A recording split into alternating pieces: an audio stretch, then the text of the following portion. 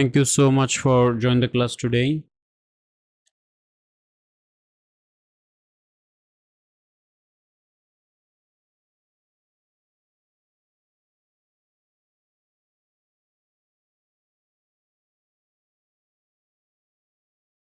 আচ্ছা,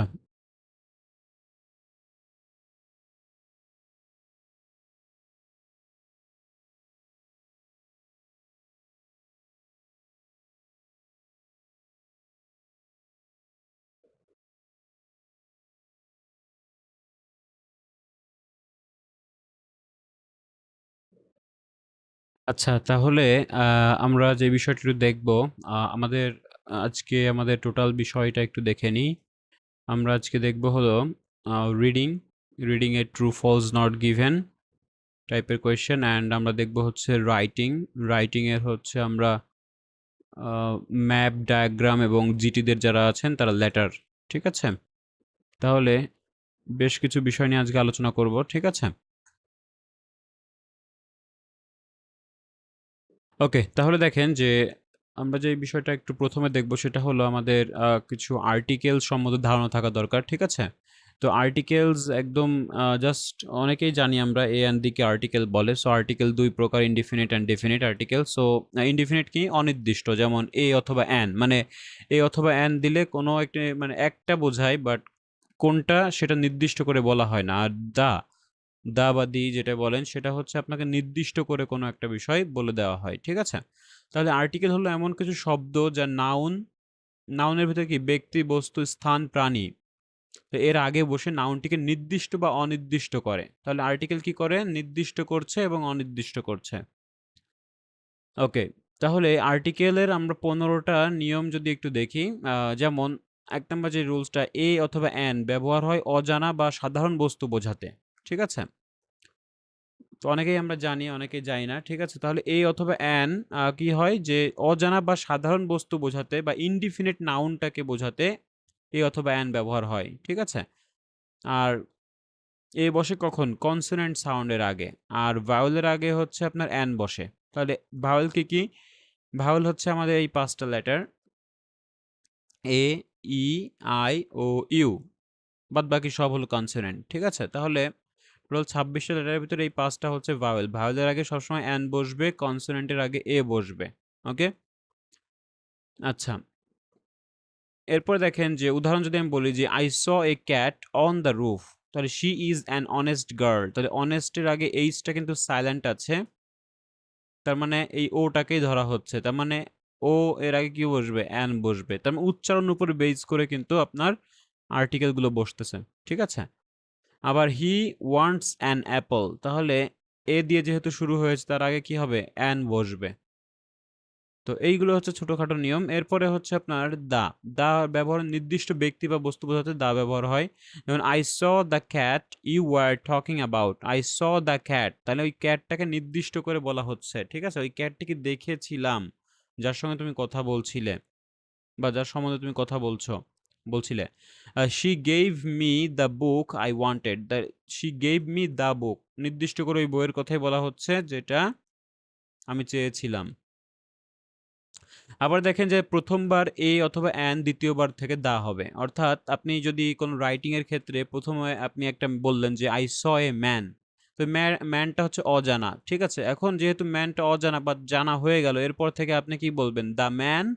was the man was tall and scary. অর্থাৎ এরপরে আপনি এ অথবা অ্যান দিতে পারেন না। ঠিক আছে? আপনি ১ম বার জাস্ট এ অথবা অ্যান, ২য় বার হলো দা ব্যবহার করবেন সবসময়। এরপরে দেখেন যে দা ব্যবহার হয় যেসব বস্তু একটাই হয় বা ইউনিক। একটাই হতে হবে, ইউনিক হতে হবে। যেমন দ্য সান। দ্য সানটা কি? একটাই এবং ইউনিক। এটা রাইজেস ইন দ্য ইস্ট, তাহলে দা বসবে। The moon. Moon is beautiful tonight. The moon is beautiful tonight. আচ্ছা, এরপরে দেখেন এগুলো কি একটাই বোঝাচ্ছে, রাইট? এইজন্য এটা দা বসতেছে। এরপর দেখেন দেশের নামে যদি ইউনাইটেড রিপাবলিক, কিংডম ইত্যাদি দিয়ে শুরু হয় তাহলে দা বসবে। আচ্ছা, এগুলো উদাহরণ আপনারা একটু দেখে নিয়েন ফাইলগুলো ডাউনলোড করে নিয়ে। তারপর দেখেন যে সাগর, নদী, পর্বতশ্রেণী, মরুভূমির আগে দা বসবে। ঠিক আছে? আচ্ছা, এখানে অনেকগুলো উদাহরণ দেওয়া আছে। এরপরে দেখেন যে হোটেল, সিনেমা, থিয়েটার, নিউজপেপার ইত্যাদির আগে দা বসবে। তারপরে এ বসে প্রফেশন বোঝাতে, যেমন he is a doctor, she is an engineer. তাহলে এখানে প্রফেশনের আগে কিন্তু অনেক বসবে, এ বসবে, ওকে। তারপরে মিউজিক্যাল ইনস্ট্রুমেন্টের আগে দা বসবে, তাহলে he plays the piano, the piano হতে হবে, দা গিটার হতে হবে। আচ্ছা, এরপরে দেখেন যে সুপারলেটিভ ডিগ্রি এর আগে দা বসবে, যেমন he is the best student. Degree কি? ডিগ্রি ৩ প্রকার, তাই না? তো সেক্ষেত্রে সুপারলেটিভ হচ্ছে সবচেয়ে, অনেকের ভেতর সবচেয়ে বেশি যেটা বোঝায় সেটা হলো আপনার সুপারলেটিভ। তাহলে he is the best student, he is the most beautiful, it was the most beautiful place. এরপরে দেখেন যে এ অথবা অ্যান বসে কোয়ান্টিটি বোঝাতে বা পরিমাণ বোঝাতে, যেমন I need a dozen egg, ১ dozen ডিমের প্রয়োজন। আর হি earns A lot of money, তাহলে এ অথবা অ্যান কি কোয়ান্টিটি বোঝাতেও কিন্তু ব্যবহার হচ্ছে। তাহলে ১ ডজন, তারপরে আর্নস এ লট, এ লট মানে এটা তো একটা ফ্রেজ, প্রচুর পরিমাণ, ঠিক আছে? তার মানে কোয়ান্টিটি বোঝানোর আগে এ অথবা অ্যান বসতে পারে। তবে মিল, ল্যাঙ্গুয়েজ, গেম, সাবজেক্ট এগুলোর আগে সাধারণত আর্টিকেল বসে না, যেমন আই লাইক দ্য ফুটবল, এটা ভুল, আই লাইক ফুটবল হবে, ঠিক আছে? তারপরে he speaks English, the English ভুল, হি স্পিক্স ইংলিশ হবে, কারেক্ট। তবে দা বসে কোনো নির্দিষ্ট গ্রুপ বোঝাতে, যেমন the rich should help the poor, the young often ignore advice. তার দা বসে কি নির্দিষ্ট কোনো গ্রুপ, যেমন রিচ ধনী শ্রেণী, ইয়াং শ্রেণী বা যুবক শ্রেণী বোঝাতে দা বসতেছে। আচ্ছা, তারপরে দেখেন যে এ অথবা অ্যান বসে ওয়ান অর্থে, একটা অর্থে, যেমন আই হ্যাভ এ ব্রাদার, মানে ওয়ান মানে একজন ভাই, আর একটা মিনিট, ১ মিনিট, তার মানে এ অথবা ওয়ান অর্থে বোঝাচ্ছে। আচ্ছা, এরপরে দেখেন যে আর্টিকেল বসে না প্রপার নাউন, মিল নেমস, তারপরে গেমস, স্কুল, কলেজ নাম, ইয়ার্স এগুলোর আগে, ঠিক আছে? যেমন he goes to the school every day, তাহলে এখানে স্কুলের আগে দা বসেছে, এটা ভুল হবে, he goes to school every day. তবে proper noun, male, name, games, school, college নাম বা ইয়ারের আগে কখনোই দা বসবে না, যেমন দা এত ইয়ার, এটা ভুল, 2020 ওয়াজ হার্ড ইয়ার।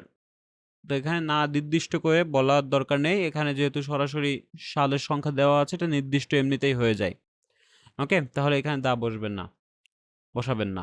এরপরে দেখেন যে আমরা একটা দেখব, ওটা জাস্ট আপনারা একটু বেসিকটা আমরা রেগুলার একটু দেখতে থাকবো কম বেশি, ঠিক আছে?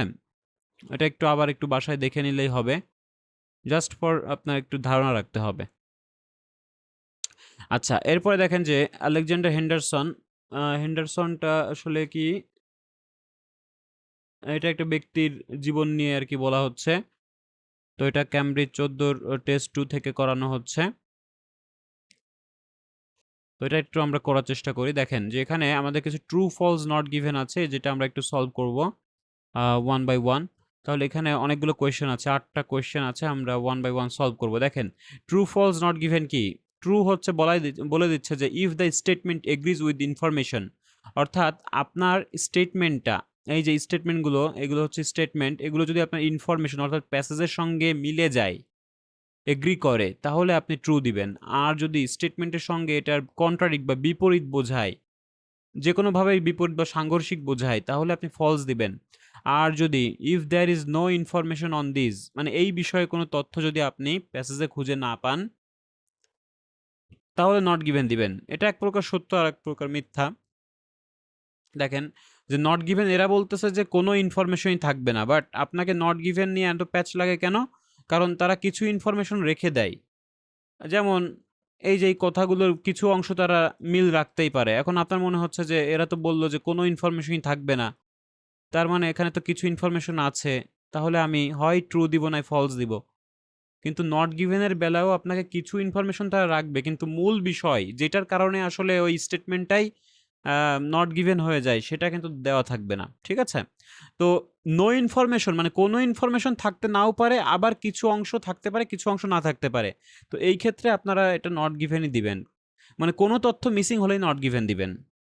আমি একটু সহজ করে বলি, তাহলে প্রথমে আমরা টিপস অ্যান্ড ট্রিক্সগুলো একটু দেখে নিই, যে আমরা স্টেটমেন্টের ভিতর কয়টা তথ্য সেটা আগে বের করব, ওকে। ১ নাম্বার কাজ হচ্ছে স্টেটমেন্টটাকে আমরা ভেঙে ভেঙে শর্ট করে ফেলবো, ঠিক আছে? যেমন এই স্টেটমেন্টটা অনেক বড়, তাহলে এই স্টেটমেন্টটা আপনি দাগান, ঠিক আছে? দাগিয়ে এটা আপনি শর্ট করে ফেলবেন, কারণ কয়টা তথ্য আছে সবগুলো তথ্য আপনাকে আলাদা আলাদা করে সেপারেট করতে হবে। যেমন দেখেন যে হোয়েন হেন্ডারসন বিগান, যখন হেন্ডারসন শুরু করেছিল ওয়ার্ক, কিসের ওয়ার্ক? যেমন intercolonial railway, colonial railway, the Montreal Halifax line had been finished. তাহলে এখানে যেই তথ্যগুলো পেলাম যে সে যখন কাজটা শুরু করেছিল এই রেলওয়ের, তখন এই Montreal to Halifax line, Montreal থেকে যে হ্যালিফ্যাক্সের একটা লাইন, এটা ফিনিশড মানে শেষ হয়ে গেছিল। তাহলে এই যে একটা তথ্য, এই যে তথ্য কিসের কাজ, তারপরে কিসের কাজ শেষ হয়ে গেছিল, কোথা থেকে কোথায়, তারপরে কে, তাই না? এই সবগুলো আলাদা আলাদা করে তথ্য আমরা মাথায় রাখবো। তার মানে স্টেটমেন্টের ভিতরে কয়টি তথ্য সেটা আগে আপনাকে বের করতে হবে ভেঙে ভেঙে। এরপরে দেখেন যে মনে রাখবো যে স্টেটমেন্টের কিওয়ার্ডের সিনোনিম থাকতে পারে, অর্থাৎ আমরা তো আসলে স্টেটমেন্টটা পড়বো, বাট আমরা কখনোই আশা করবো না যে এই তথ্য হুবহুই আমাদের এভাবে দেওয়া থাকবে। যদি ট্রু হয় তাহলেও তারা একটু ঘুরিয়ে বলবে বা একটু প্যারাফ্রেজ করে বলবে, একটু চেঞ্জ তারা করবে, ঠিক আছে? কিন্তু কোনগুলো চেঞ্জ করতে পারবে না, যেমন নাম, সংখ্যা, সাল, স্থান, এগুলো তারা চেঞ্জ করতে পারবে না, ওইগুলো সেম রাখবে। কিন্তু বাদ বাকি অ্যাডজেক্টিভ ভার্ব এইগুলো তারা কি করবে? সিনোনিম বলবে, ঠিক আছে? আচ্ছা, এরপর দেখেন যে মোর, মোস্ট, মাস্ট, ফিউ, দেন, অনলি। কি কি বলেছি? মোর, মোস্ট, মাস্ট, ফিউ, দেন, অনলি, এগুলো হলো জোরমূলক ওয়ার্ড, একটা বাক্যকে জোর দেয়। যেমন আমার উম, আমার একমাত্র সম্বল আমার এই 1,00,000 টাকা। তার মানে আমার 1,00,000 টাকা একমাত্র সম্বল, তার একমাত্র দিয়ে আমি কি বলছি? অনলি। তাহলে অনলি 1,00,000 টাকা ইজ মাই কি, আমার অ্যাসেট, এটা আমি বলতে পারি। তার মানে এই একমাত্র দিয়ে যে আমি কথাটাকে এমফ্যাসিস করলাম, মানে একমাত্র, এই কথাটা যদি আপনি দেখেন যে প্যাসেজে নেই, তাহলে আপনি নট গিভেন দিবেন। আর যদি দেখেন যে প্যাসেজে এই একমাত্র কথা বলেছে, অন্যভাবে বলেছে, যেভাবে হোক ইঙ্গিত দিয়ে বলেছে, তখন আপনি দিবেন ট্রু, ঠিক আছে? কারণ এইগুলোই তারা বেশিরভাগই তারা চেঞ্জ করে, এইগুলোই উঠিয়ে দেয়, এইগুলোই তারা জুড়ে দেয়, এইগুলো দিয়ে, ঠিক আছে? তাহলে মোর, মোস্ট, মাস্ট, ফিউ, দেন, অনলি ইত্যাদি জোরমূলক ওয়ার্ড যদি থাকে ওইখানেই আমরা ফোকাস দিব, ঠিক আছে? মানে এইগুলোর পরের অংশগুলো গুরুত্বপূর্ণ, ঠিক আছে? তাহলে আমরা প্র্যাকটিক্যালি করলে বুঝতে পারবো। তাহলে এইগুলো যেমন মোর, মাস্ট, যেমন মাস্ট মানে অবশ্যই, তাহলে এইগুলো দিয়ে কি একটা বাক্যকে জোর দিচ্ছে, আর তার মানে এর পরের অংশগুলো আপনি মাথায় রাখবেন যে ওইখানেই তারা গড়মিল করতে পারে বা চেঞ্জ করতে পারে বা হাইড করতে পারে। হাইড করলে নট গিভেন, যদি বিপরীত বলে তাহলে ফলস, আর যদি মিল রাখে তাহলে তো আমরা ট্রু দিব। তাহলে এইগুলোর পরের অংশগুলো আপনারা একটু ফোকাসে রাখবেন, ঠিক আছে?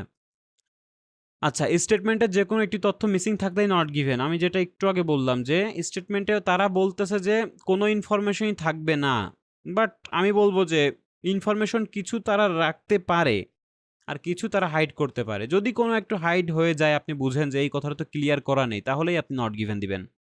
তার মানে স্টেটমেন্টের যে কোনো একটা তথ্য মিসিং থাকলেই নট গিভেন আপনাকে দিতে হবে। এরপর দেখেন যে স্টেটমেন্টের তথ্য পরিবর্তন হলে নট গিভেন। যেমন আমি যদি একটা প্রশ্ন করি যে আফজাল সাহেবের বয়স 40, আবার আমি যদি বলি যে আফজাল সাহেব একজন ব্যবসায়ী, তাহলে আমি তো বললাম যে তার বয়সের তথ্য এখানে বলতেছে স্টেটমেন্টে, তাহলে প্যাসেজে আমি পেলাম যে সে একজন মানে ব্যবসায়ী। তার মানে তথ্যটা পরিবর্তন হয়ে গেল না? আফজাল সাহেব ঠিক আছে, কিন্তু তার বয়স নিয়ে কোনো তথ্য না দিয়ে পেশাগত তথ্য দিচ্ছে, তখন আপনি নট গিভেন দিবেন। আর যদি দেখেন যে না, স্টেটমেন্টের তথ্য যদি পরিবর্তন হয়ে বিপরীত বোঝায় তাহলে ফলস হবে। যেমন আফজাল সাহেবের বয়স 40, আর প্যাসেজে বলতেছে যে আফজাল সাহেবের বয়স হলো 30।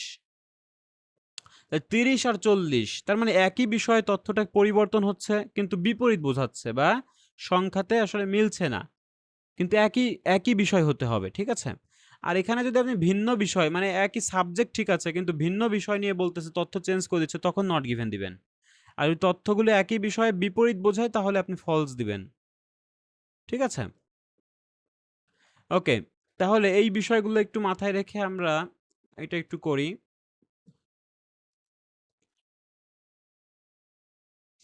আচ্ছা, এটা ১ নাম্বারটা আমাকে একটু কেউ একজন পড়ে দেন। কি বলা হচ্ছে এখানে? বলেন। ১ নাম্বারটা কি বলা হচ্ছে?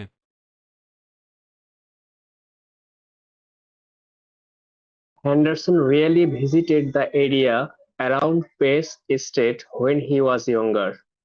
আচ্ছা, তাহলে এইটা একটু আমাকে ভেঙে ভেঙে বুঝিয়ে দেন যে হ্যান্ডারসন রেয়ারলি ভিজিটেড মানে কি?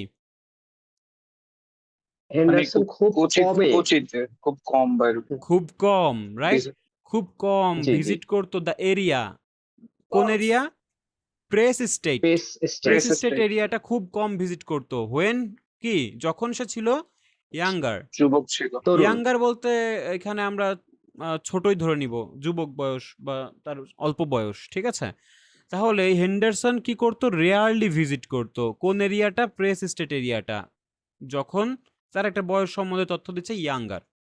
তাহলে এই ব্যক্তি, আমি আসলেই প্রশ্ন এখন করব নিজেকে যে আসলেই কি সে খুব কম ভিজিট করতো কিনা, ঠিক আছে? তার অল্প বয়সের সময় সে কি আসলে খুব কম ভিজিট করতো কিনা সেটাই আমার দেখার মূল বিষয়। যদি দেখতে পারি যে না, সে অনেক বেশি ভিজিট করতো, ঘন ভিজিট করতো, তাহলে কি হবে? ট্রু। মানে আপনাকে স্টেটমেন্ট দেখেই বুঝতে হবে যে কোথায় তারা চেঞ্জ করতে পারে। তাহলে কিন্তু আপনার ট্রু ফলস নট গিভেন আর সমস্যা হবে না। দেখেন যে হেন্ডারসন রেয়ারলি ভিজিটেড বলছে, তাহলে এটা একটু বিপরীতভাবে তুলে ধরেন যে রেয়ারলি মানে কি? খুব কদাচিৎ, খুব কম। তো এইটাকে তারা বিপরীতভাবে বলতে পারে যে সে খুব অনেক বেশি ঘন ঘন যেত। কোথায়? Press state. এখন এইগুলো কিন্তু ঠিক থাকবে, বুঝছেন? কারণ প্রপার নাউন তো, বুঝছেন? এগুলো তারা চেঞ্জ করবে না। এগুলো আপনি খুঁজে পাবেন। এই যে এগুলো আপনার কিওয়ার্ড, নাম, সংখ্যা, তারিখ, এগুলো তারা চেঞ্জ করে না। তারা এগুলো দেয়। তাহলে প্রেস স্টেট এরিয়াটা আপনি খুঁজে পেতে পারেন। কিন্তু যেগুলো চেঞ্জ করবে সেগুলো কোনগুলা? এই যে রেয়ারলি ভিজিটেড, তারপরে ইয়াঙ্গার ছিল কিনা, ইয়াঙ্গার সময় কিনা, ঠিক আছে? বা চাইল্ড, ইয়াঙ্গার, বা মিডল এজ, বা অ্যাডাল্ট, যে কোনো কিছু বলতে পারে। তাহলে আমরা একটু মিলাবো যে তাদের তথ্যগুলো ঠিক আছে কিনা। এখন আপাতত আমি এটা ট্রু ধরে নিচ্ছি, কারণ সমস্ত স্টেটমেন্টই আপনার ট্রু। যতক্ষণ না আপনি প্যাসেজ পড়তেছেন, প্রত্যেকটা স্টেটমেন্টই ট্রু, কারণ তারা এইভাবেই কথাগুলো বলতেছে, ঠিক আছে? তারা বলল যে হেন্ডারসন রেয়ারলি ভিজিটেড, তাহলে এটাই আমাকে মেনে নিতে হবে আপাতত। যদি দেখি যে না, প্যাসেজে অন্য কথা বলতেছে, যে না এটা রেয়ারলি না, এটা তার সে খুব ঘন ঘন দেখতো বা ভিজিট করতো বা ওইখানেই বড় হয়েছে, তার মানে কি? সেটা ফলস হবে। আর যদি দেখি যে না, সে প্রেস স্টেটের কোনো কথাবার্তা নেই বা ভিজিট নিয়ে কোনো কথাবার্তা নেই, আহ, তো যে কোনো একটা তথ্য যদি মিসিং থাকে এখান থেকে, তাহলে আমরা নট গিভেন দিব। আচ্ছা, তাহলে এটা আমরা যদি প্রথম দিকে যাই, তাহলে একটু দেখেন আপনারা এখানে কোথায় আপনাদের চোখটা যায়, দেখেন। তাহলে প্রেস স্টেটের কথাটা কোথায় আপনি পাচ্ছেন? Resisted 650 আগে। He founded a family 5 number business. লাইনে 5 নাম্বার লাইন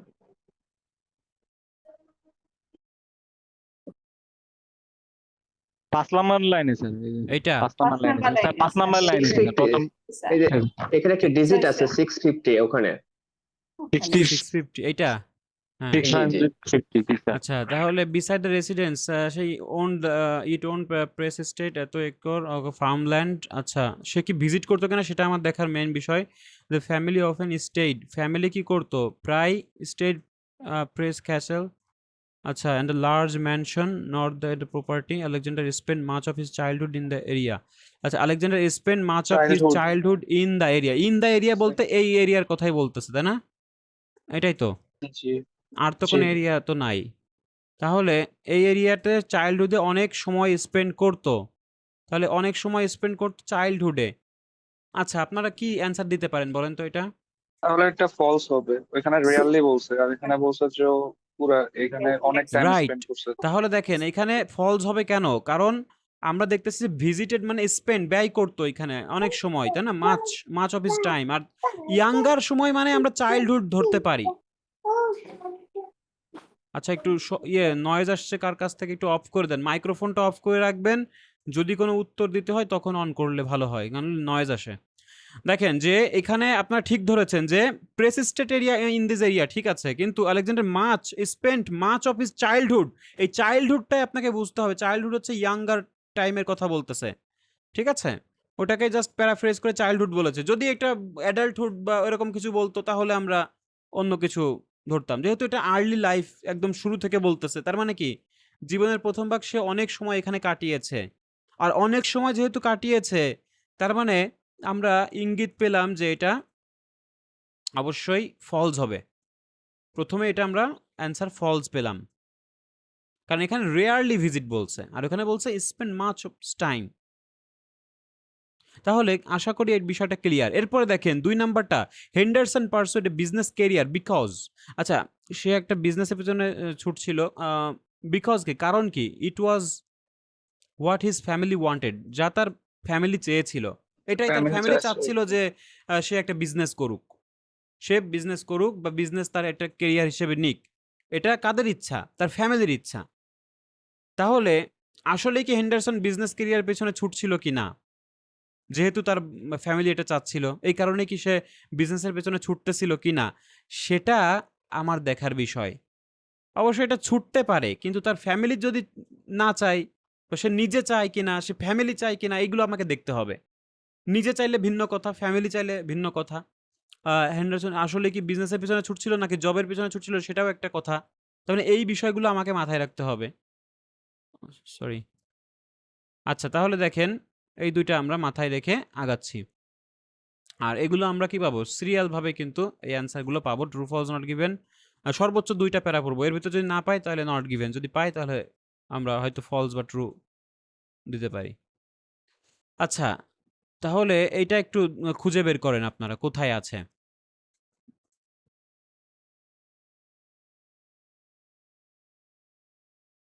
চার নাম্বার লাইনে বলছে যে ও although he never liked the prospect of business career, business সে কেরিয়ার লাইক করতো না। হ্যাঁ, দেখেন এখানে অলদো, যদিও he never like the prospect of a business career, সে কিন্তু Business কখনোই career. এটা পছন্দ করেনি। He stayed with is the to it please his family, মানে তার ফ্যামিলিকে কি করার জন্য, তার ফ্যামিলিকে খুশি সুখী রাখার জন্য বা খুশি করার জন্য সে থেকে গিয়েছিল, তাই না? তার মানে কি, এটা কি বুঝতেছেন বলেন তো? যদিও সে, এটা তো নট গিভেন হইতে পারে, কারণ তোর ফ্যামিলি নিয়ে তো কিছু বলেন নাই যে হ্যাঁ, ফ্যামিলি চাচ্ছে। না ফ্যামিলি তো চেয়েছিল, ফ্যামিলিকে খুশি করা মানে কি, ফ্যামিলি এটাই চাচ্ছিল, সে যে বিজনেস করবো মানে সেটা ফ্যামিলি চাচ্ছিল, সেই কথাটাই তো পেলাম আমরা, তাই না? He stayed with it to please his family. Sorry sorry. দেখেন সে কখনোই এটা লাইক করেনি, সে এ তার ইচ্ছা ছিল না, তার মানে ইচ্ছা ছিল কাদের? ফ্যামিলির। কারণ ফ্যামিলি প্লিজড হবে সে জানতো, জেনেছে, তবে ফ্যামিলিকে খুশি করার জন্যই তো সে থেকে গিয়েছে এই বিজনেসের সঙ্গে। তার মানে এখানে তো একটা কথা, স্যার একটু, এখানে তো আরেকটা কথা আছে, সে জি, টু বিকেম অ্যান অ্যাকাউন্টেন্ট, সে তো একজন হিসাব রক্ষক হতে চেয়েছিল। হ্যাঁ, তার ইচ্ছা ছিল অন্যটা, সে অ্যাকাউন্টেন্ট মানে কি, সে তো আসলে একটা হ্যাঁ, জব করতে চেয়েছিল, তাই না? তার ইচ্ছা ছিল একটা, বাট ও বিজনেস করতে হয়েছে ফ্যামিলির ইচ্ছাতে। কিন্তু তার বিজনেস ক্যারিয়ারটা সে কখনোই লাইক করেনি, বুঝছেন? Never liked. তার মানে তার লাইক করেছে কে? ফ্যামিলি করেছে, কারণ ফ্যামিলি প্লিজ হচ্ছে বা ইয়ে হচ্ছে, আনন্দ হচ্ছে বা সুখী থাকছে, বা তাদের কথা রাখলে যদি আপনি আপনার ফ্যামিলির কথা রাখেন, তারা খুশি হবে না? খুশি হবে অবশ্যই। তাহলে he stayed with it to please, মানে কাদেরকে খুশি করার জন্য? তার ফ্যামিলিকে খুশি করার জন্য। ঠিক আছে? তার মানে ফ্যামিলির চাহিদা ছিল যে বিজনেস ক্যারিয়ার। তাহলে বিজনেস ক্যারিয়ার সে লাইক করেনি, কিন্তু সে স্টেইড এই বিজনেস ক্যারিয়ার সঙ্গে। দেখেন কমা মানে কি, এই কথাটাকে আরো ইয়ে করবে, যুক্তি দিবে। কমা মানেই হচ্ছে এই লাইনটাকে আরো তারা ব্যাখ্যা করে বলবে। তাহলে এই বিজনেস ক্যারিয়ারটাকে তারা বলতেছে সে বিজনেসের সঙ্গে থেকে গিয়েছিল কি করার জন্য? প্লিজ করার জন্য তার ফ্যামিলিকে। তার মানে তার কখনো ইচ্ছা ছিল না। তার মানে দেখেন যে সে বিজনেসের সঙ্গে কেন বেছে নিয়েছিল? কারণ তার ফ্যামিলি এটা চেয়েছিল। এই কথাটা সত্য। আচ্ছা, এরপরে দেখেন যে Henderson and the Notman were surprised by the result of their 1865 experiment. তাহলে এটা একটা সাল আছে, এটা আমরা চোখে পড়বে ইজিলি। তাহলে 1865, তাহলে এইখানে দুজন ব্যক্তির নাম আছে, তারা কি হয়েছিল? সারপ্রাইজড হয়েছিল। কিসের রেজাল্ট? এই এক্সপেরিমেন্ট 1865 সালের একটা তারা এক্সপেরিমেন্ট করেছিল, সেই এক্সপেরিমেন্টের রেজাল্ট দেখে তারা সারপ্রাইজড হয়েছিল। এখন আমার কথা হচ্ছে যে আসলেই কি তারা তাদের এই 1865 সালে কোনো এক্সপেরিমেন্ট করেছিল কিনা? যদি করে থাকে তাহলে সেই ফলাফল দেখে তারা কি দুজন সারপ্রাইজড হয়েছিল কিনা? তাহলে সবই যদি মিলে যায় তাহলে আমরা দিব ট্রু। আর যদি দেখি যে কোনো একটা জায়গায় এটা 1865 না অন্য কোনো সালের কথা বলছে, বা তাদের রেজাল্ট দেখে কোনো সারপ্রাইজড হয়নি, যে কোনো কিছু বিপরীত কোনো কিছু সাংঘর্ষিক বোঝায়, তাহলে আমরা ফলস দিব। আচ্ছা, 1865 সালের কথাবার্তা কোথায় পেতে পারি? দেখেন,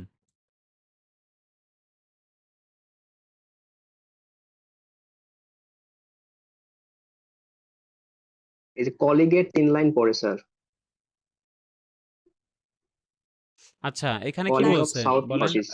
4 নাম্বার লাইন। 19 হ্যাঁ এইটা। জি জি তাহলে জি। দেখেন এখান থেকে কি বলছে, হি বিকাম টু স্কটিশ আচ্ছা উইলিয়াম নটম্যান ছিল, okay, the two men photography তো দে করাপ্টেড এক্সপেরিমেন্ট করেছিল with magnesium flares a source of artificial light, ওকে।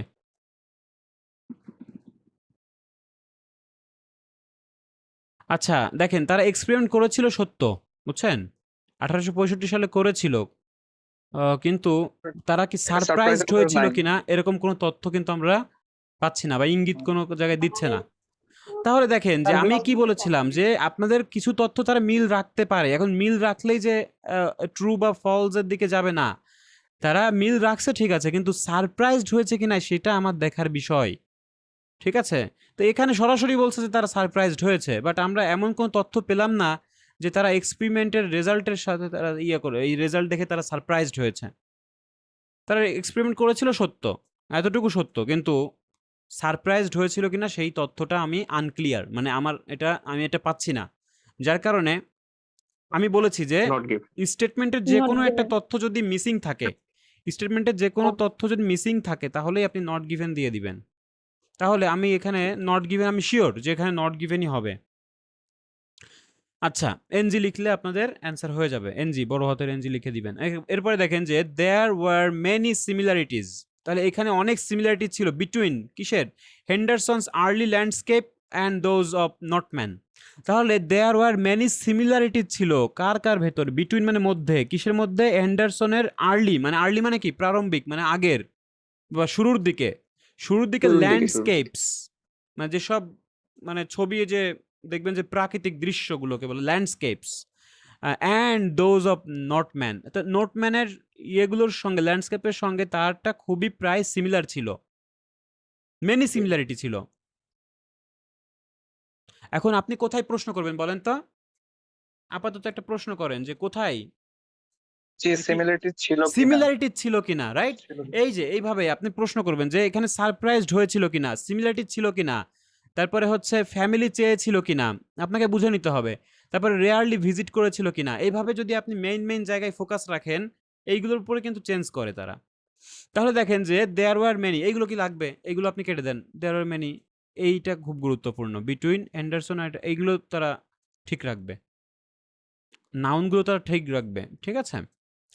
তাহলে দেখি যে আসলেই সিমিলারিটি ছিল কিনা। আর্লি হতে হবে, এইগুলোও মনে রাখবেন। আর্লি মানে হেন্ডারসনের আর্লি বা প্রারম্ভিক বা শুরুর দিকের ল্যান্ডস্কেপগুলো সিমিলারিটি ছিল কিনা সেইটা আপনার দেখার বিষয়।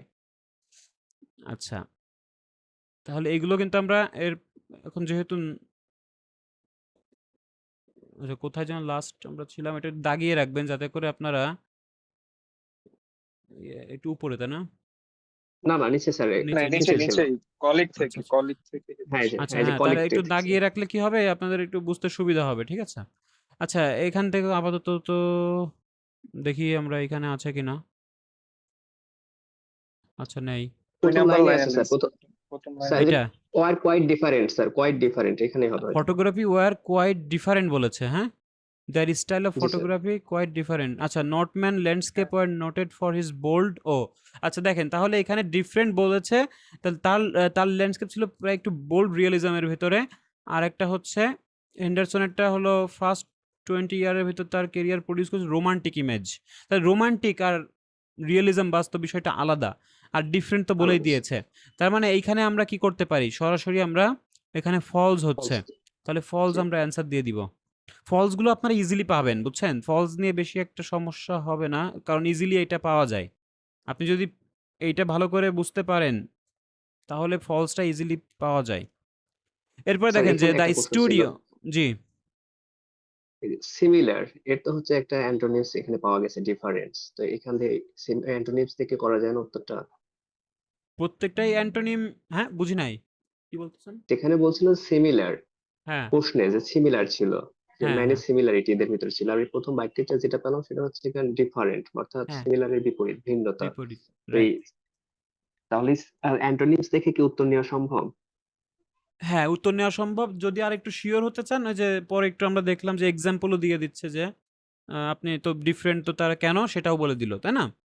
আপনি জি জি। ওইটা দেখেই দিতে পারেন। হ্যাঁ, ডিফারেন্ট দেখেই দিতে পারেন যে তারা দুজনের যদিও তারা বন্ধু ছিল তাদের স্টাইলটা ছিল ডিফারেন্ট, তাই না? তার মানে ওই কথাতেই তো বোঝা যাচ্ছে যে এটা মিলবে না তাদের ল্যান্ডস্কেপটা।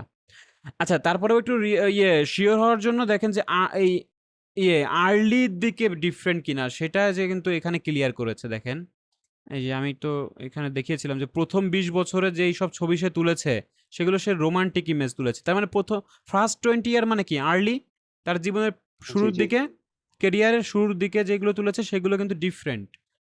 এখন যদি বলতো যে না পরবর্তীতে তাদের মিলে গেছে, তাহলে সেটাও আমার কোনো কিছু যায় আসে না। কারণ প্রথম দিকে আমার স্টেটমেন্টে চাইছে প্রথম দিকে তথ্য ইয়েগুলো ডিফারেন্ট সিমিলার কিনা। তো আমরা এখানে দেখলাম যে ডিফারেন্ট। যার কারণে আমরা এটা সিদ্ধান্ত নিয়েই নিচ্ছি যে এটা ফলস হবে। আচ্ছা, এরপরে দেখেন the studio that Henderson opened কত সালে? 1866 সালে ওয়াজ ক্লোজ টু হিজ হোম। আচ্ছা, আমি একটু আপনাদের কাজ দিয়ে দিচ্ছি। আজকের ক্লাসটা একটু বড় তো। আপনারা এইভাবে ৫, ৬, ৭, ৮ ক্লাস শেষে একটু করে আমাকে জানাবেন। ঠিক আছে? ৫, ৬, ৭, ৮ এটা হলো আপনার ক্যামব্রিজ ১৪ নাম্বার খুলবেন। Cambridge ১৪ test 2। ক্যামব্রিজ ১৪ টেস্ট 2 টা একটু খুলে আপনারা ৫, ৬, ৭, ৮ টা একটু আমাকে যতটুকু করেছি। বাদবাকি এই ৪ টা দেখেন যে হয় কিনা। যদি না হয় আমাকে বইলেন, আমি একটু দেখিয়ে দিব।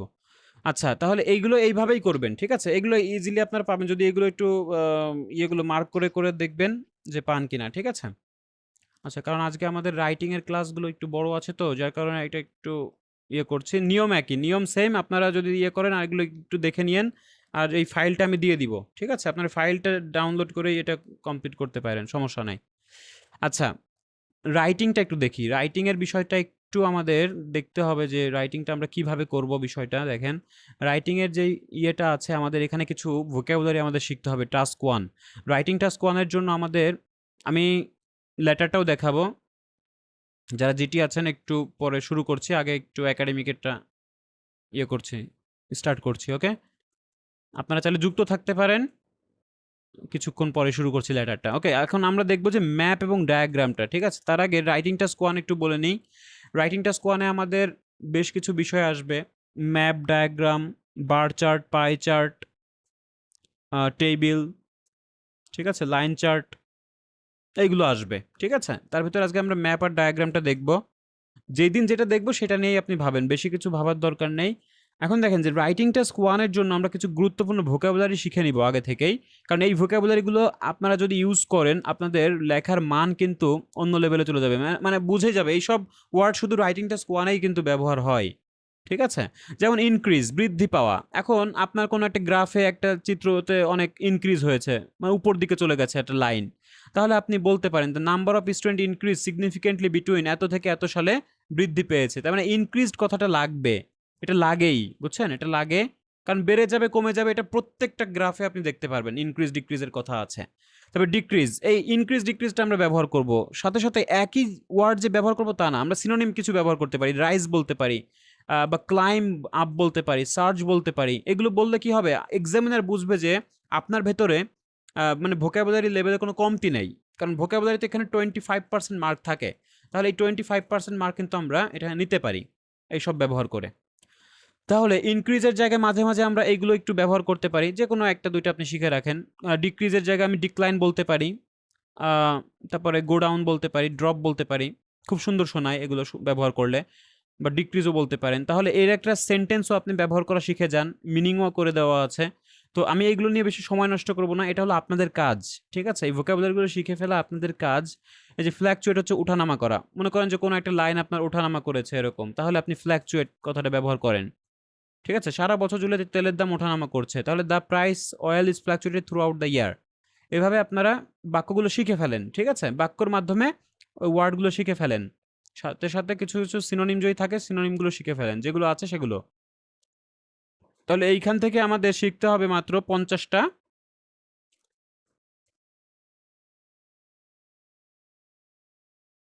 আচ্ছা 50টা ভোকাবুলারি আমরা শিখে ফেলবো এখান থেকে, ঠিক আছে? তো আপনি 10টা করে শিখে ফেলেন। একদিনে শিখতে বলছি না, আপনারা আপনাদের মতো শিখে ফেলবেন। আমি জাস্ট দেখিয়ে দিচ্ছি কি কি পড়তে হবে, ঠিক আছে? তাহলে এই 50টা আপনারা শিখে ফেললে এর ভেতর থেকে 50টাই যে ব্যবহার করবেন তা না, আপনি মাত্র 15টা 14-15টা ব্যবহার করবেন। অতিরিক্ত জেনে রাখতে হবে, দ্যাটস ইট। আচ্ছা, এরপরে দেখেন যে এই বিষয়গুলো আপনারা তো শিখবেনই রেগুলার, এটা আমি আর দুইবার বলবো না, এগুলো আপনারা আপনাদের দায়িত্বে শিখে নিয়েন, ঠিক আছে? ফাইলগুলো ডাউনলোড করে জাস্ট লিখে লিখে রাখবেন।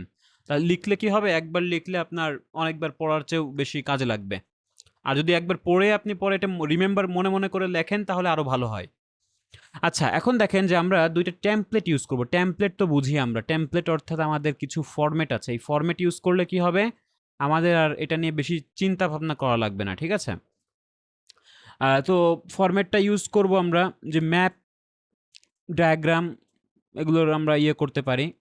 তো আপনি ফরম্যাটটা বলতে হচ্ছে যে সিরিয়ালগুলো মনে রাখার জন্য। বেশি এখানে রাইটিং টাস্ক অনেক বেশি আর কি লেখা যায় না। এটা আপনি 150 ওয়ার্ড তো কমপক্ষে লিখতে হবে। তো আপনি যা লিখবেন আপনার চিত্রতে যা আছে সেগুলোই বর্ণনা করতে হবে, ঠিক আছে? যেমন দেখেন আমরা ইয়ে করব কিভাবে, আমাদের স্ট্রাকচারটা হবে হচ্ছে ইন্ট্রোডাকশন প্রথমে লিখব, এক সেন্টেন্সে আমরা ইন্ট্রোডাকশনটা লিখব। আর ওভারভিউ লিখব আমরা দ্বিতীয়তে, অর্থাৎ 2 সেন্টেন্সে আমরা ওভারভিউ লিখব, মানে সম্পূরক একটা ধারণা দিব। এখানে কোনো নাম্বার টাম্বার ব্যবহার করবেন না, জাস্ট হলো ওভারভিউ দিবেন যে কোথায় পরিবর্তন হচ্ছে, মানে প্রধান পরিবর্তনগুলো আপনি ওভারভিউতে দিবেন। তারপর হচ্ছে বডি প্যারা 1, মানে আগের ম্যাপে কি ছিল, মানে এখানে তো 2টা ম্যাপ আপনাকে দিতে পারে, ঠিক আছে? তাহলে আগের ম্যাপে কি কি ছিল আপনি শুধু প্রথম ম্যাপটা নিয়ে বডি প্যারা 1-এ বলবেন। আর দ্বিতীয় ম্যাপ বা নতুন ম্যাপে কি কি যোগ হয়েছে সেই বিষয়টা আপনি বডি প্যারা 2-তে বলবেন। তাহলে আমরা এই 4টা স্ট্রাকচারে লিখলাম। তাহলে আমরা এক সেন্টেন্সে ইন্ট্রোডাকশন লিখব, 2 সেন্টেন্সে ওভারভিউ লিখব, এখানে 4 সেন্টেন্স লিখতে পারি, এখানেও 4 সেন্টেন্স লিখতে পারি। আর সেন্টেন্সগুলো একটু বড় হতে হবে কারণ আমাকে 150 ওয়ার্ডে কমপ্লিট করতে হবে, ঠিক আছে? আচ্ছা, তাহলে এই হচ্ছে আমাদের স্ট্রাকচার, এইভাবে আমরা লিখব ম্যাপটা। এখন ম্যাপের একটা ফরম্যাট দেওয়া আছে, ফরম্যাটটা আপনারা পড়ে ফেলবেন। যে দ্য গিভেন ম্যাপ, আপনি এগুলো মুখস্থ লিখবেন। The given map illustrate the changes that have taken place in, তো প্লেসের নাম আপনি এখানে বলে দেন, বিটুইন কত সাল, প্রথম সাল এবং পরের সাল বলে দেন, ঠিক আছে? আচ্ছা, তাহলে শুরুর দিকের কথাটা আপনি মনে রাখেন যে the given map illustrate the changes of the taken place in, এরপরে আপনি নিজের কথাটা আপনি চিত্র অনুযায়ী লিখবেন, ঠিক আছে? আমি এটা প্র্যাকটিক্যালি একটা করে দেখানো আছে, বুঝতে পারবেন। এরপরে দেখেন যে ওভারভিউটা, এগুলো লিখবেন না আপনারা, এগুলো কখনোই লিখবেন না। আপনি জাস্ট একটা স্পেস দিয়ে নিচে চলে আসবেন, ওভারঅল লিখবেন যে overall the area has আন্ডারগন significant development with major changes in term of, এটা হতে পারে একটা রেসিডেন্সিয়াল, কমার্শিয়াল বা ট্রান্সপোর্ট, যে কোনো ম্যাপ অনুযায়ী আমরা এটা লিখব, ঠিক আছে? মোস্ট নোটেবলি, প্রধান যে পরিবর্তনটা আসছে সেই পরিবর্তনটা আপনি এখানে লিখে দিবেন, ঠিক আছে? এরপরে দেখেন যে বডি প্যারা 1-এ আমি প্রথম ম্যাপটা নিয়ে ভালো করে ডেসক্রাইব করব, যা যা পরিবর্তন আছে। এখানে জাস্ট বেশি কিছু দেখাবেন না, এখানে প্রথম ম্যাপে কি কি দেখতে পাচ্ছেন, আপনি যা যা দেখতে পাচ্ছেন সেইগুলোই এখানে বর্ণনা করবেন। আর বডি প্যারা 2-তে আপনি দ্বিতীয় ম্যাপে কি কি যুক্ত হয়েছে সেই বিষয়গুলো বা কি কি পরিবর্তন এসেছে সেইগুলো নিয়েই আপনি দ্বিতীয় ম্যাপে কম্পেয়ার করবেন প্রথমটার সঙ্গে, ঠিক আছে? আচ্ছা, তাহলে এইখানে আমরা ডায়াগ্রামের জন্য একটা ইয়ে দেখব, যে এখানে একটা ইন্ট্রোডাকশন আছে, তারপর ওভারভিউ দিব, বরাবর বডি প্যারা 1-এ প্রত্যেকটা ধাপ আমি স্টেপ 1 থেকে শুরু করে আস্তে আস্তে সব স্টেপগুলো বর্ণনা করব। ডায়াগ্রাম কি, একটা প্রসেস, ঠিক আছে? কোন কোন প্রসেসে কি কি শেষ হচ্ছে 1 বাই 1 প্রত্যেকটা ধাপ আপনাকে দেখাতে হবে। আচ্ছা, তাহলে এইখানে বলবেন যে the diagram illustrate the process of how, টপিকটা বলবেন এখানে ইজ ড্যাশ প্রডিউসড হতে পারে, কোনো কিছু প্রডিউস উৎপাদন হতে পারে, বা কোনো কিছু জেনারেটেড উৎপন্ন হতে পারে, বা কোনো কিছু একটা জায়গা থেকে, যেমন ডায়াগ্রামটা কি একটা জিনিস থেকে আরেকটা জিনিসে কিভাবে পরিণত হয়, তার কয়টা ধাপ দেখানো হয়, এই ধাপগুলোই আপনাকে বর্ণনা করতে হবে, ঠিক আছে? এজন্য আমরা বলেছি the diagram illustrate the process of how, টপিকটা বলবেন, তারপরে ওই বিষয়টা প্রডিউসড কিভাবে হচ্ছে সেগুলো বলবেন। এরপরে দেখেন overview, overall the process involves, কত নাম্বার, হয়তো এখানে 5টা স্টেপ থাকতে পারে বা 7টা স্টেপ থাকতে পারে, বলেন এখানে নাম্বার একটা বলে দেন, কয়টা স্টেপ আছে সেই কয়টা স্টেপ আপনি এখানে বলে দিবেন। Main stage beginning with starting পয়েন্টটা বলবেন, কি দিয়ে শুরু হচ্ছে আর কি দিয়ে শেষ হচ্ছে। এরপর বডি প্যারা 1-এ আপনি ইনিশিয়ালি প্রথম স্টেপটা বর্ণনা করবেন, তারপরে প্রসেসগুলো কন্টিনিউ করতে থাকবেন, সেকেন্ড স্টেপ, থার্ড স্টেপ। এরপরে আপনি বাকিগুলো স্টেপ হলো বডি প্যারা 2-তে করবেন। মনে করেন যে একটা ডায়াগ্রামে 6টা স্টেপ আছে, তাহলে প্রথম 3টা আপনি বডি প্যারা 1-এ বলবেন, আর পরের 3টা আপনি বডি প্যারা 2-তে বলবেন। ঠিক আছে? এইভাবে আপনার ডায়াগ্রামটা শেষ করতে হবে। আচ্ছা, তো আমি একটু একটা নিয়ে দেখিয়ে দিই, যাতে করে বিষয়টা আপনাদের জন্য একটু সুবিধা হয়।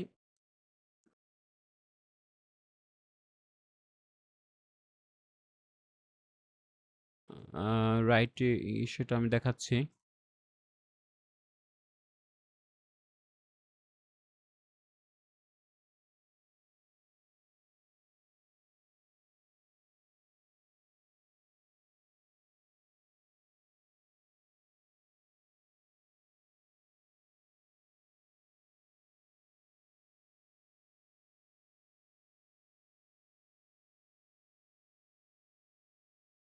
আচ্ছা দেখেন, যেমন একটা ডায়াগ্রাম কেমন হয়, ডায়াগ্রাম সাপোজ এটা হচ্ছে আপনাদের একটা ডায়াগ্রাম যে একটা আপনার ফ্রেশ অরেঞ্জ জুস কিভাবে ফ্যাক্টরিতে যাচ্ছে, অ্যানিমালের ফিড হচ্ছে, তাই না? তো তো প্রথম হলো আপনার ফ্রেশ অরেঞ্জ কালেক্ট করে ফ্যাক্টরিতে যাচ্ছে, এরপরে ধোয়া হচ্ছে, তারপরে এক্সট্র্যাক্ট করে একটা ওয়েস্ট যাচ্ছে অ্যানিমাল ফিডে, আর একটা হচ্ছে আপনার ফ্রেশ জুস প্যাকেজিং হয়ে শপে যাচ্ছে, তাই না?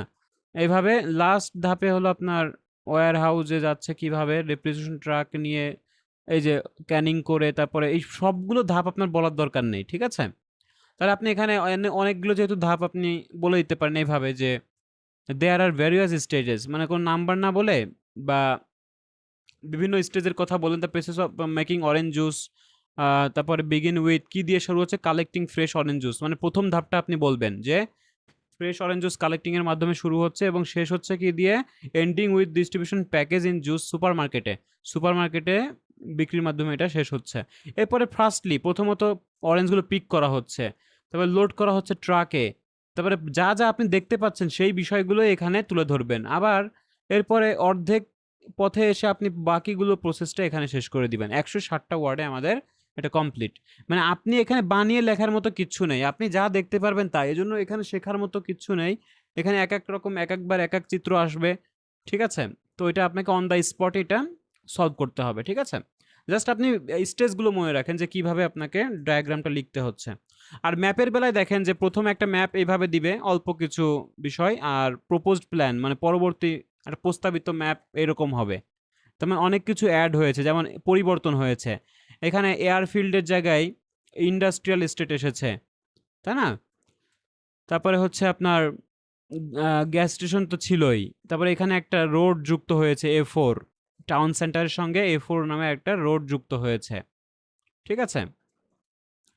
তারপরে বিল্ড আপ এরিয়া রিং এগুলো ঠিক আছে, রেলওয়ে ছিল। তারপরে এই মানে এইখান দিয়ে একটা রোড গেছে A4 রোডটা এই গ্যাস স্টেশনের এই রেলওয়ের সঙ্গে কিন্তু কানেক্ট হয়েছে। এই বিষয়গুলো আপনি তুলে ধরবেন। ঠিক আছে? তার মানে এই ম্যাপ এবং ডায়াগ্রাম আপনি যা দেখতে পাচ্ছেন তাই, এখানে কোনো চেঞ্জ আপনি করতে পারবেন না। মানে যা দেখতে পাবেন সেগুলোই আপনাকে বর্ণনা করতে হবে। তার জন্য আপনারা কিছু স্টেজগুলো আপনারা মনে রাখতে পারেন, এগুলো আপনাকে হেল্প করবে। আচ্ছা, তাহলে দেখেন এই হচ্ছে বিষয়। আপনারা হলো এই ২টা একটু মুখস্থ করে ফেলবেন। মুখস্থ করার পরে জাস্ট ২ লাইন ৩ লাইন মুখস্থ করলেই হবে এখানে। ঠিক আছে? এখন দেখেন এই ওয়ার্ডগুলো মুখস্থ করবেন। আর হচ্ছে এই রিডিং এর এইটা দিলাম, এটাও একটু কাজ করবেন। ট্রু ফলস নট গিভেন এই ৪টা তো করবেনই, আর বাকি সেম টাইপের অন্যান্য ক্যামব্রিজ বই থেকেও সলভ করার চেষ্টা করবেন ট্রু ফলস নট গিভেন। ওকে? তো হচ্ছে এটা হলো পড়া থাকবে, আর আর্টিকেলটা একটু দেখে নিয়েন। মানে এই ফাইলটা টোটাল বিষয়টাই আপনাদের একটু একটু পড়তে হবে। আচ্ছা, যারা জিটি আছেন একটু খেয়াল করেন। যারা জিটি আছেন, যারা একাডেমিক আছেন তারা আজকের মতো আসতে পারেন, আগামীকাল জয়েন হন। আর যারা জিটি আছেন তারা একটু যুক্ত থাকেন। ঠিক আছে?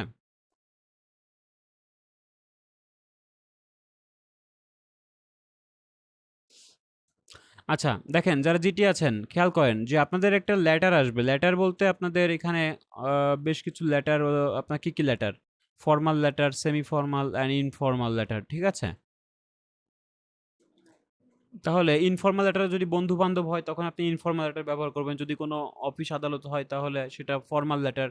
আর যদি একটা অফিসে আপনি দীর্ঘদিন ধরে কাজ করছেন সেখানে সেমি ফরমাল ভাবে লিখতে হবে। ঠিক আছে? তাহলে এখানে ফরমাল, ইনফর্মাল এই বিষয়গুলো এত বেশি একটা তফাৎ করে না। এটা প্রশ্ন অনুযায়ী আপনার কথাবার্তা হবে। ঠিক আছে? তাহলে এখানে বলবে ফরমাল লেটার আমরা একটা টেমপ্লেট ব্যবহার করতে পারি যে আপনি বলবেন যে dear sir or madam, I hope the letter finds you well, I am writing to. এখানে কারণটা আপনি বসাবেন যে কি কারণে আপনি লিখছেন। Complain about service, request some information, apply for course, যে কোনো একটা কারণ হতে পারে। এটা আপনি প্রশ্ন অনুযায়ী পাবেন। তারপর I believe this issue deserve a kind of attention and promote assistance. তারপরে রিসেন্টলি আপনি বলবেন যে এখানে ঘটনার বিষয়ে বিস্তারিতভাবে আপনি লেখেন। তারপরে হচ্ছে হাউএভার দিয়ে এখানে সমস্যাটা আরেকটু বর্ণনা করবেন। ঠিক আছে? তারপরে I would be grateful if you could, এখানে কি চাও বা কি করতে বলা হচ্ছে সেটা আপনি বলবেন, বা আপনি কি করতে বলবেন বা কোনো সাজেশন বা দিবেন বা আপনার কিসে লাভ হবে সেই বিষয়গুলো আপনি এখানে বলবেন। ঠিক আছে? এখানে আপনার চাওয়াটা কি সেই চাওয়াটা আপনাকে এখানে চাইতে হবে। আর এরপরে দেখেন যে অলসো পসিবল, যে কোনো দ্বিতীয় অনুরোধ যদি বা দ্বিতীয় কোনো প্রস্তাব রাখতে চান তাহলে এখানে আপনি বলবেন। এরপর thank you very much for your time to cooperation, I hope you will, এগুলো একদম মুখস্থ যা আছে তাই। তারপর ইউর ফেইথফুলি আপনার নামটা বলবেন।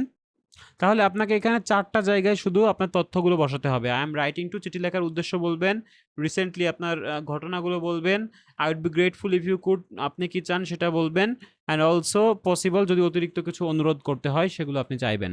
ঠিক আছে? তাহলে এই 4টা জায়গায় আপনি যদি পরিবর্তন করেন তাহলে কিন্তু আপনার লেটারটা হয়ে যাচ্ছে। তো একদম ইজি।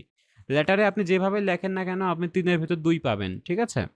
কারণ এখানে সর্বোচ্চ মার্কস হলো 3 এর ভিতরে আপনি 2 পেয়ে যাবেন। ঠিক আছে? আচ্ছা, তাহলে এইখানে আপনি যদি বুঝতে চান যে কিভাবে লিখবো, তাহলে একটা প্রশ্ন নেওয়া আছে যে you saw an ad language course in Canada, wanted to know more about it, write your institute. তাহলে আপনি আপনার ইনস্টিটিউটে লেখেন যে আপনি কি সম্বন্ধে জানতে চাচ্ছেন। তাহলে ল্যাঙ্গুয়েজ কোর্স সম্বন্ধে আপনি জানতে চাচ্ছেন সেটা আপনি লেখেন। তাহলে ডেয়ার আর স্যার আর ম্যাডাম নিয়ে লেখেন আপনি। এই যে এইভাবে কিন্তু লিখে দেওয়া আছে। একটু যদি পড়েন কোথায় কোথায় চেঞ্জ আসছে বা কোথায় কোথায় প্রশ্ন অনুযায়ী লেখা হচ্ছে সব একটা করে দেওয়া আছে। ঠিক আছে? তাহলে এইভাবে যদি আপনি একটু দেখেন তাহলে কিন্তু পুরো লেটারটা আপনি যে কোনো কোয়েশ্চেন আসলে আপনি কিন্তু লিখতে পারবেন যদি ফরম্যাটটা আপনার মুখস্থ থাকে। ঠিক আছে? অর্ধেক লেখাই আছে, বাকি অর্ধেক আপনাকে একটু ওই প্রশ্ন অনুযায়ী লিখতে হবে। ঠিক আছে?